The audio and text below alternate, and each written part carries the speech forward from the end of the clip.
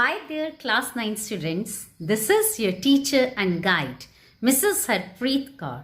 And it's time for another video from your textbooks Beehive. Guess what we are going to do today?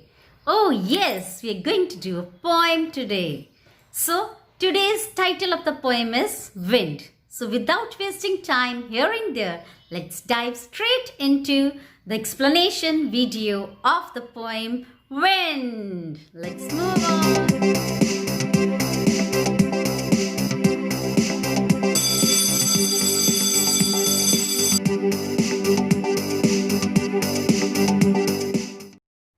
Let's read the poem Wind. So in this poem, the poet is talking about the destructive quality of the wind. He is of the opinion that the wind is destructing certain things and human beings can be befriended with the wind. And let's see what are the suggestions that the poet has for us to be friends with wind. Now let's read the first stanza of the poem. First, we'll look at these 4 lines of the poem. Wind, come softly. Don't break the shutters of the windows. Don't scatter the papers. Don't throw them on the books on the shelf. Now here in this poem, the poet is requesting the wind. What is his request? He is asking the wind to blow softly and not to blow very hard, as when it blows hard, so it creates a lot of destruction. So it is requesting it to not to break the shutters of the windows.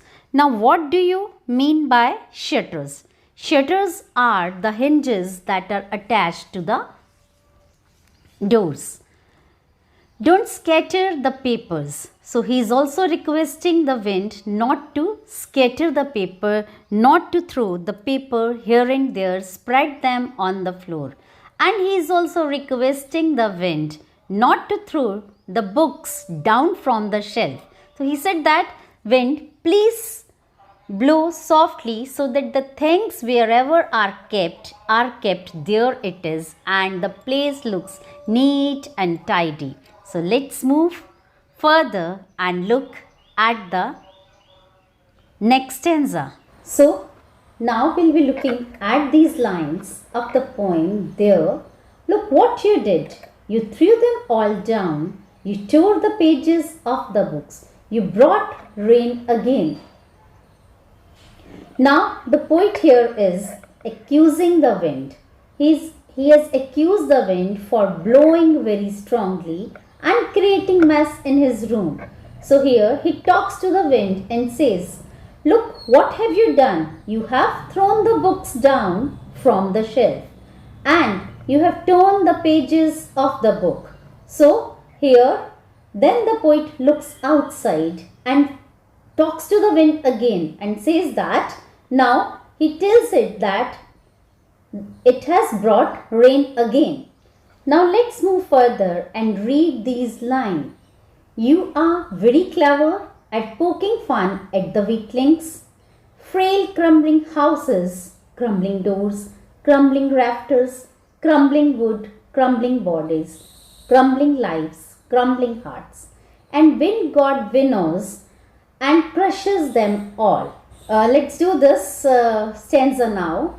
So the poet looks outside and tells it that it has brought rain again. And here in these lines, the poet is talking about the mischievous attitude of the rain, and he is a little depressed in his tone. He is rather he talks to the rain in rather subdued tone, and he is quiet and depressed in his speaking manner. He is speaking these lines in a quiet and depressed manner. So he said that the poet is of the opinion that wind is very clever and it is always poking fun at weaklings. Now let's see what is the meaning of poking fun at weaklings. Poking fun at weakling means it makes fun of the things those are weak in nature, those are not very strong. Now here in the coming lines, the poet is just expanding what weak links is the wind making fun of. So frail crumbling houses, so it said that the wind just throws away destroys even the houses, it destroys the doors, it destroys the crumbling rafters. What are rafters? Rafters are the beams that are used to support a roof. And it also just destroys the wood that is weak, and the bodies, even the bodies, those who are weak. In this sense, it even leaves the people, it even crumbles the life in a way that their things are destroyed, they even become homeless, and in this way wind crumbles the delicate hearts of human beings. Now here the poet uses an idiom, the wind god winnows and crushes them all. So human life is sustained on hope. When these circumstances, when the things are gone because of wind, when even the house is lost, there is no roof on the head, the hope and the hope in man is also disturbed. So people here are left in harsh weather. So all these difficulties that are dawned upon them, all of a sudden, they were not aware about that wind will blow and it's going to blow away their house also, and this may just make them lose their hope, and it can also lose, there is also the loss of life due to wind. So here the poet is in a very sad manner, he is depressingly talking to wind that it is very mischievous and it does not bear anybody else.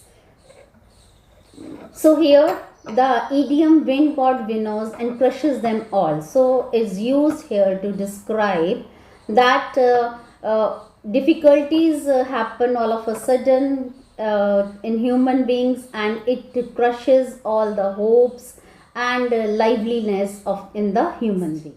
Let's look at these lines. He won't do what you tell him. Now the poet speaks to the reader directly and tells the reader that you should never expect that wind will do what you say. So he won't do. He here stands for the wind. Okay, the poet is of the opinion that the wind will not be doing what is told to it. So come, let's build strong homes. So what is the other alternative? If someone is not if someone won't listen you, what will you do? You must be plan. You must be having some different plan with you how to tackle the person or the thing that is not listening to you, that is not obeying you.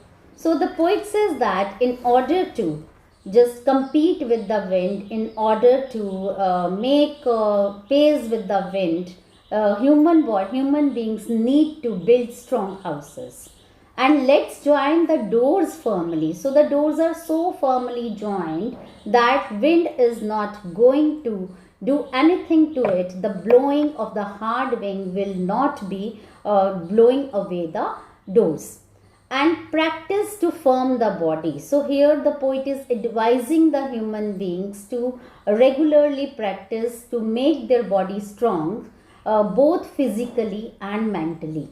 Make the heart steadfast. So here again the poet is saying that one should be hard at heart. One should be ready to face the difficulties. Difficulties won't let one's hope been over. Difficulties should not be letting one become hopeless. Rather, one should be so strong at heart that he should be finding out ways to come out of that difficulties. This is what the poet is suggesting here, that let us find out the ways, okay, how to cope up with the wind, in a sense cope up with the difficulties.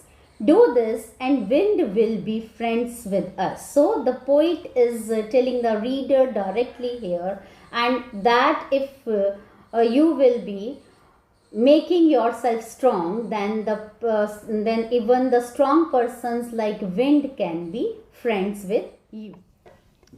The wind blows out weak fires. He makes strong fires roar and flourish. His friendship is good. We praise him every day. So here the poet uses the example of fire to clear what he wants to tell us. So he is now giving the example that what kind of things wind can destroy and what kind of things can wind just make them strong. So poet here takes the example of fire. The wind blows out weak fires. He makes strong fires roar and flourish. The poet is of the opinion that whenever the fire is weak, so wind has both the bad and good effects. To the weak fire, the wind blows and the fire is off. So it just blows off the fire as it was weak fire. But whereas in the case of strong fire, with the blowing of the wind, the fire doesn't get blown off. It rather gets more strengthened and it roars. It becomes more strong. So here the poet says that wind is in the capability of just showing its strengths on the weak, whereas the stronger can face the wind. In this way, the poet wants to tell us at the time of difficulty, when human beings face difficulties, the persons with weak heart just lose their hope, whereas the persons with strong character and strong heart, they find out some ways and stand in front of the difficulty and take advantage of even the difficulty. His friendship is good. Now the second last line is, the poet says, his friendship is good. So the poet here says the friendship of wind is good. Therefore, we praise him every day. Therefore, we should sing the song of his praise on regular basis. And this way, we will be having a strength and stamina in us. In this way, the poet wants to say that difficulties are good in life. They teach us lesson. So, we should praise it. We should face the difficulties on everyday basis, and these will make our character strong. And in this way, human beings will strengthen whenever they will be facing the difficulties. So that's all in this poem, and I hope that you all have understood the meaning of the poem, and we have all well understood the message that the poet Subramania Bharti wants to convey through this poem, that is to face the difficulties with strength and never lose hope, and try to face difficulties, whatever difficulties are coming across us on regular basis. That's all in this explanation video of the poem Wind. I'll be meeting you again in the next video with central idea, message, poetic devices of the poem. See you till then, and before I take the final move, I request you to click the bell icon so that you'll get the updates of my channel, and see you in the next video. Don't forget to subscribe my channel and share it with your friends. That's all for today. Bye for now.